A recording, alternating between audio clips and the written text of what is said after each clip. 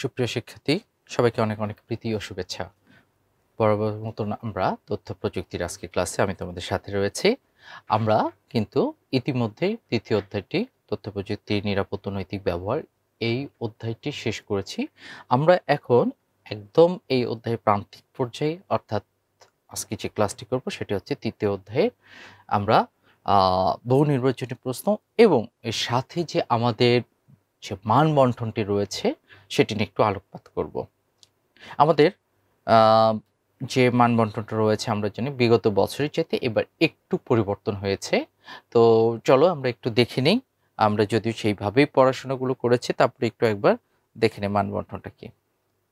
NCTB প্রদত্ত চূড়ান্ত প্রশ্ন কাঠামো নম্বর বিভাজন তথ্য প্রযুক্তি সপ্তম শ্রেণীর জন্য যেটি করেছে, আমাদের দুইটি অংশ করেছে। একটি হচ্ছে তথ্য অংশ আর একটি হচ্ছে ব্যবহারিক অংশ।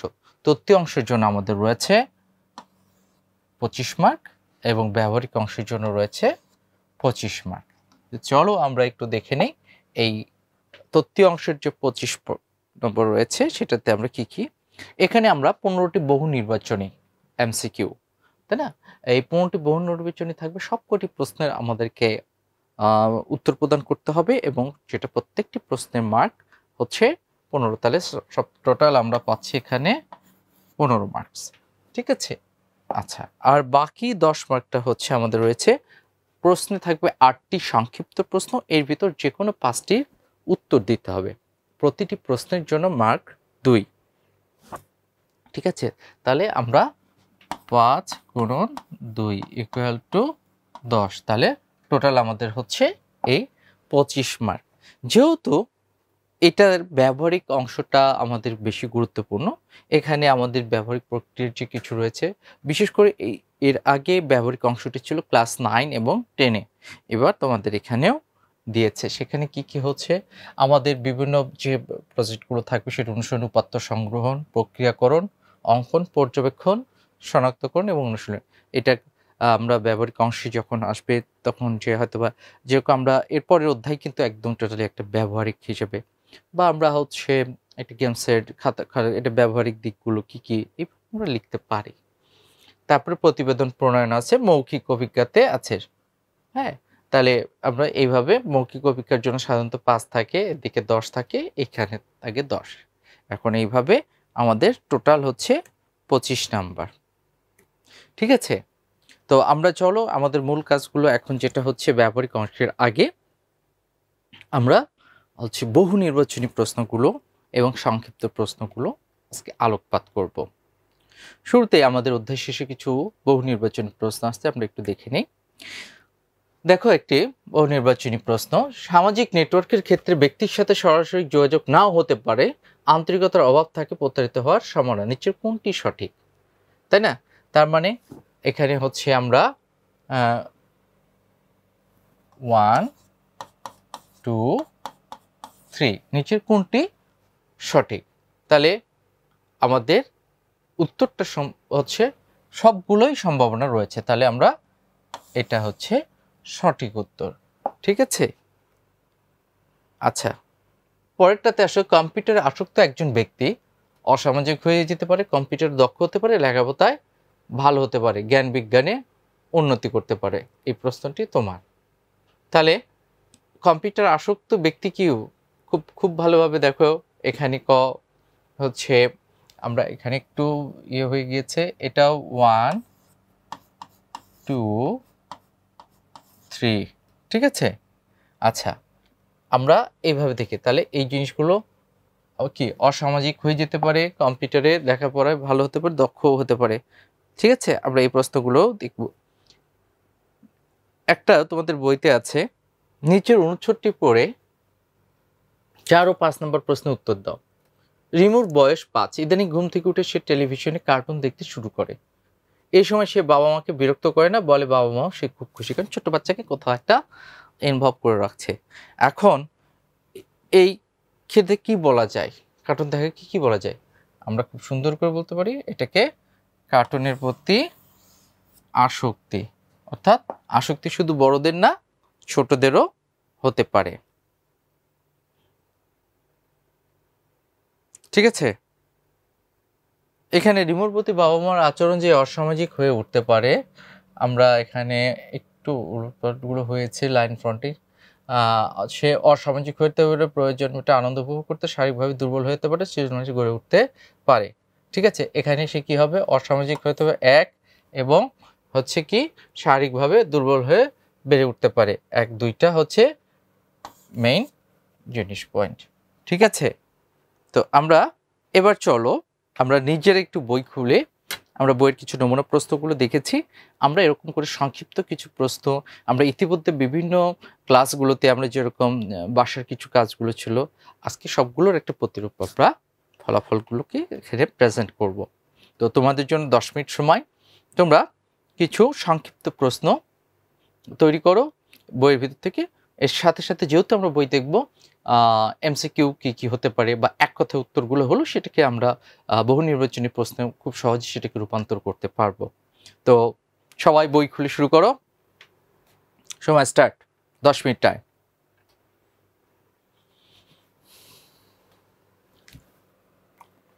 ওকে, আমরা তোমরা নিশ্চয়ই বই থেকে খাতায় 10 মিনিটে বেশ কিছু প্রশ্ন করেছো। আমরা একটু এবার এটা কী কী হলো আরেকবার একটু দেখে নিই। আমরা বইয়ের পাতা থেকে কিন্তু এর আগে ক্লাসগুলোতে লাইন টেনে টেনে আমরা ইম্পর্টেন্ট লাইনগুলোতে মার্কিং করে রেখেছি। এবার আরেকবার একটু করি, দেখো আমাদের এটা 39 নাম্বার পৃষ্ঠা, তাই না? তাহলে যদি বলে ইন্টারনেটে আমরা কি আচরণ করবো না, খুব ভালো করে দেখো, এখান থেকে কিন্তু একটা খুব সহজেই এমসিকিউ হতে পারে। রুডো, অসংযত, অশালীন হবে না, নিচের কোনটি সঠিক, এরকম একটা হচ্ছে। ঠিক আছে, আচ্ছা, কম্পিউটার ইন্টারনেট ব্যবহার ক্ষেত্রে প্রথম নিয়মটি কি, যদি এরকম হয় তাহলে আমরা খুব সুন্দরভাবে এখানে আন্ডারলাইনটা করে প্রথম নিয়ম হচ্ছে কখনোই অপরিচিত মানুষকে নিজের নাম, ঠিকানা এবং পাসওয়ার্ড দিব না। ঠিক আছে, আচ্ছা, ওকে, তোমরা একটু এটার সাথে সাথে যদি লাইন টেনে নাও, আমার মনে হয় তোমাদের জন্য সুবিধা হবে। ওই পেজেরই পরের অংশটি দেখো, এটা আমাদের একটা সংক্ষিপ্ত প্রশ্ন, ইন্টারনেট ব্যবহার করার সাধারণ 3টি নিয়ম কি কি। আমরা কিন্তু খুব সহজে এর আগেও প্রশ্ন করেছি, এই 3টি আমাদের সাধারণ নিয়ম।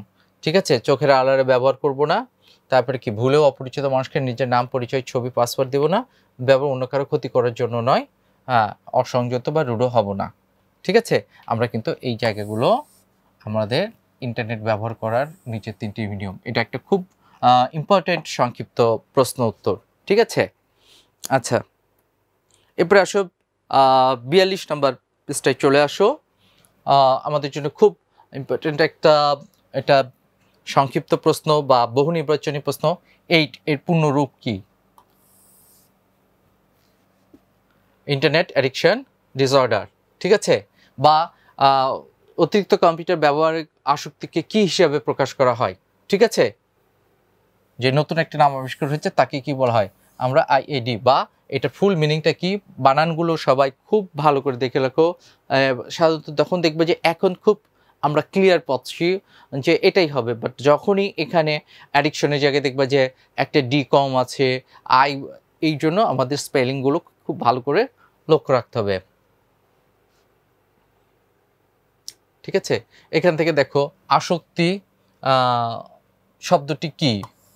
ওকে,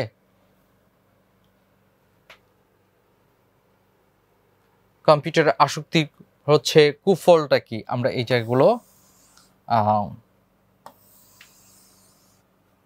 আন্ডারলাইন একটু করে নেই।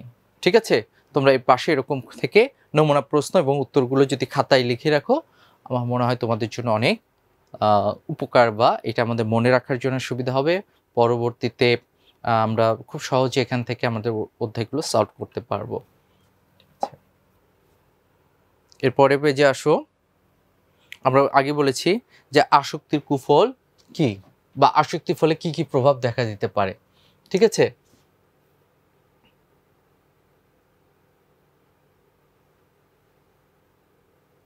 আচ্ছা,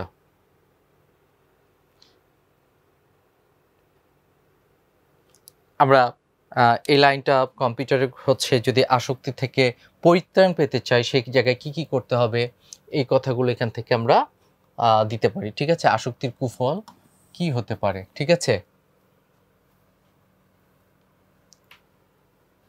এরপরের পেজে আমরা আসি, 43-এর পরের পেজে পাঠ 23-এ আসো। মানুষ জীবনযাপনের জন্য কয় ধরনের সম্পদ প্রয়োজন হয়? ঠিক আছে, ওকে। তাহলে একটি হচ্ছে কি সম্পদ, আরেকটি হচ্ছে মেধাভিত্তিক সম্পদ। ঠিক আছে, বাহ্যিক সম্পদ। আচ্ছা, তাকে আমরা বুদ্ধিভিত্তিক সম্পদ কাকে বলে? আমরা একটু লাইনগুলো টেনে নেই। বুদ্ধিভিত্তিক সম্পদ কাকে বলে? ওকে,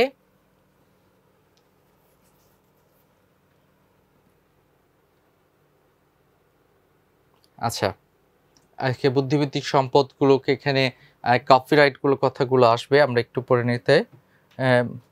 এই অংশ রয়্যালিটি কাকে বলে? একটু দাগ দিয়ে নাও। ঠিক আছে, যে অংশ লেখক পান তাকে কি বলা হয়? বই প্রকাশকের কাছ থেকে লেখক তার বিক্রেতার মাধ্যমে যে অনুদান বা যেটি পেয়ে থাকেন, অংশটি পেয়ে থাকেন, সেটাকে কি বলা হয়? ঠিক আছে, এরপরে আসো ওই পেজেরই হচ্ছে বাকি অংশ। এখানে দেখো কপিরাইট আইন কত সালে সর্বপ্রথম করা হয়? 1962 সালে যুক্তরাজ্যে করা হয়। ঠিক আছে, এরপরে আসো রেজিস্ট্রেশন করে লাইসেন্স দিতে হবে। ইন্টারনেটটা আবিষ্কার পরে দেখা গিয়েছে ছড়িয়ে যায়। কি আবিষ্কারের ফলে কপিরাইটটি বেশি হয়? আমরা এই জায়গাগুলো একটু দেখে নিব। ঠিক আছে, এরপরে আসো কপিরাইট কত বছর পর্যন্ত বলবৎ থাকে? এটা দেওয়া আমাদের দেশে কপিরাইট আইন, বাংলাদেশের কপিরাইট আইন কত সালে হয়? একটু দাগ দিয়ে নাও। কপিরাইট আইন 2000 সালে হয়। ঠিক আছে, এবং এটির মেয়াদ কত বছর? 60 বছর। ওকে, আমি কিন্তু লাইনের সাথে কি প্রশ্ন হতে পারে এবং সেটার কি এই বিষয়গুলো দিচ্ছি। ঠিক আছে, আচ্ছা, এখান থেকে আরেকটা আছে যে ফেয়ার ইউজ কি। দেখো এখানে আমরা এই লাইনটা পড়লে ফেয়ার ইউজ, কপিরাইট আইন ভঙ্গ করে এরকম ব্যবহারকে বলা হয় একাডেমিক লেখক সৃজনশীল কপি করার যে অনুভূতিগুলো আমরা পেয়ে থাকি অনেক জায়গায়, সেগুলো দিয়ে থাকে, সেটাকে ফেয়ার ইউজ বলা হয়। এরপরে আসো এখানে বেশ কয়েকটি আছে, যেরকম মুক্ত দর্শন বা ওপেন সোর্স ফিলোসফিটা কি। ঠিক আছে, আমরা এই লাইনগুলো দেখব যে ইচ্ছা করলে কোনো লেখক, শিল্পী, গ্রামার ইচ্ছা করলে সৃজনশীল কর্মকাণ্ডকে উন্মুক্ত করে দেয়, এই দর্শনকে বলা হয় ওপেন সোর্স ফিলোসফি। ঠিক আছে, আচ্ছা, এরপরে কি কপিরাইটের একেবারে উল্টো কি? Copy left. ঠিক আছে, এই লাইনটা দেখে নাও, সাধারণত এমসিকিউ এর ক্ষেত্রে এটা খুব আসে। আচ্ছা, সাধারণত ক্রিয়েটিভ কমন্স, কপিরাইট, কপিরাইটের মাঝখানের যেটি রয়েছে লাইন করে নাও, ক্রিয়েটিভ কমন্স। ঠিক আছে, আচ্ছা, এরপরে হচ্ছে আউটসোর্সিং বলতে কি বোঝো? ওপেন সোর্স সফটওয়্যারগুলো কি, সেগুলোকে যেগুলোকে মুক্ত সফটওয়্যার বলা হয়, ওপেন সোর্স সফটওয়্যার, আন্ডারলাইনগুলো করে নাও। ওপেন সোর্স সফটওয়্যারের বা জ্ঞানকোষ যেটাকে উইকিপিডিয়া। ঠিক আছে, মুক্ত জ্ঞানকোষ কোনটি? এই জায়গাগুলো একটু, এই পেজে বেশ কিছু আমাদের কিন্তু বহু নির্বাচনী প্রশ্নগুলো রয়েছে।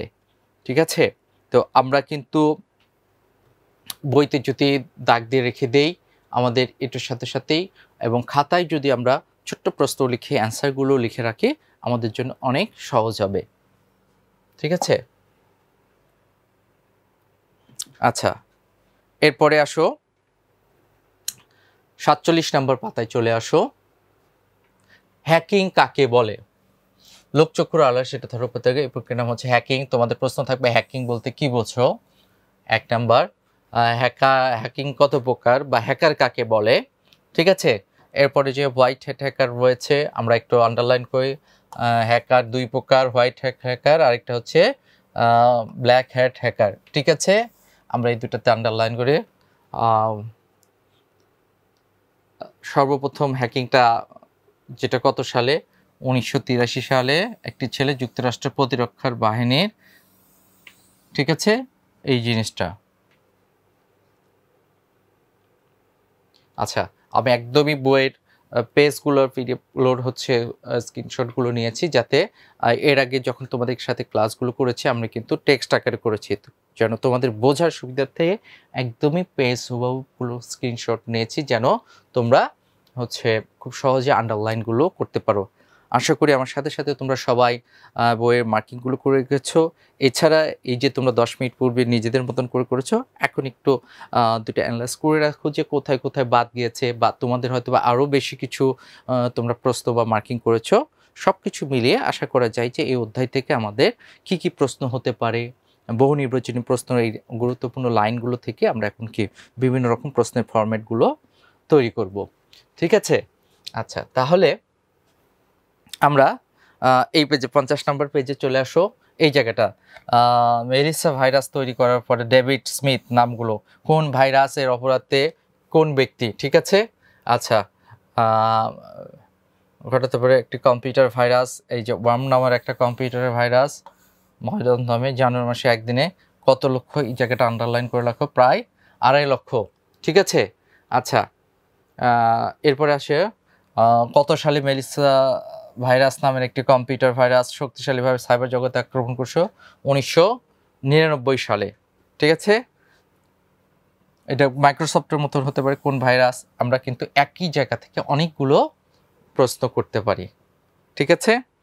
দাগ দেওয়া হয়ে গিয়েছে। আমরা একদমই প্রান্তিক পর্যায়ে চলে আসছি। এবার চলো আমরা বাসার কাজ করব। তোমরা এই যে বইয়ের প্রশ্নগুলোর কথা বললাম, তোমরা বইগুলো পড়ার পর নিশ্চয়ই মাথায় অনেক প্রশ্ন তোমাদের এখন ভিজিভিজি করছে। তো সেগুলো হচ্ছে বাসায় তোমরা কি করবে, এই অধ্যায় থেকে সংক্ষিপ্ত 10টি প্রশ্ন এবং সম্ভাব্য উত্তর লিখে নিয়ে আসবা এবং 15টি বহু নির্বাচনী প্রশ্ন উত্তর লিখে নিয়ে আসবা। আশা করি আগামী ক্লাসে তোমাদের এই অধ্যায়ের একদম সম্পূর্ণ প্রশ্ন সম্পর্কিত সব কিছুর তোমরা প্রস্তুতি নিয়ে আসবা এবং এর পরবর্তীতে আমরা নতুন অধ্যায় শুরু করব। তাহলে আগামী ক্লাসে তোমাদের প্রশ্ন এবং প্রশ্ন উত্তরগুলো নিয়ে আলোচনা হচ্ছে। সবাই বাসায় সুন্দর সুন্দর কিছু প্রশ্ন নিয়ে আসো, সবাই মিলে আলোচনা করে আরও নতুন নতুন কিছু প্রশ্ন কি কি হতে পারে সেগুলো নিয়ে আলোচনা করে আসো। আগামী ক্লাসে দেখা হচ্ছে। সবাই ভালো থেকো, সুস্থ থেকো। খুদা হাফেজ।